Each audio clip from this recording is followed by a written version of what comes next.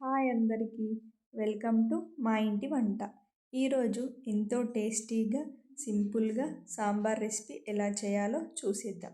ముందుగా 1 కప్పు కందిపప్పు తీసుకొని మెత్తగా ఉడకపెట్టి పక్కన పెట్టుకోవాలి. తరువాత ఒక బౌల్లో 2 టేబుల్ స్పూన్ ఆయిల్ వేసుకోవాలి. ఆయిల్ హీట్ అయ్యాక ఆవాలు, జీలకర్ర, 15 నుంచి 20 పచ్చిమిర్చి, ఒక పెద్ద ఆనియన్ కట్ చేసి వేసుకోవాలి. నేను సాంబార్ కోసం ఓన్లీ పచ్చిమిర్చిని మాత్రమే వాడుతున్నా.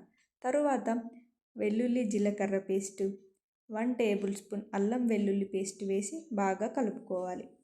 ఇదే తాలింపులో కొంచెం కొత్తిమీర కట్ చేసి వేసుకోవాలి.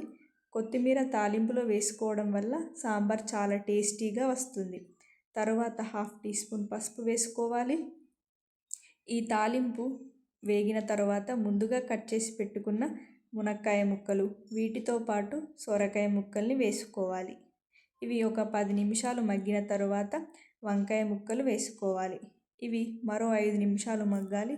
ఆ తరువాత ఒక పెద్ద టమాటా కట్ చేసి వేసుకోవాలి. ఇదే టైంలో రుచికి సరిపడా ఉప్పుని కూడా వేసుకోవాలి. ఇవి 90% కుక్ అయిన తర్వాత చింతపండు రసం, ముందుగా ఉడకపెట్టుకున్న కందిపప్పుని కూడా వేసుకొని బాగా కలుపుకోవాలి.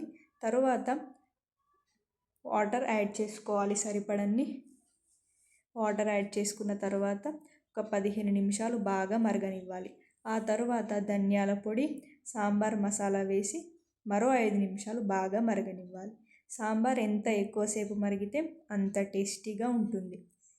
5 నిమిషాలు మరిగిన తర్వాత కొంచెం కొత్తిమీర కట్ చేసి వేసుకొని స్టవ్ ఆఫ్ చేయాలి. అంతే, ఎంతో సింపుల్గా టేస్టీగా ఉండే సాంబార్ రెసిపీ రెడీ అవుతుంది. Thank you for watching.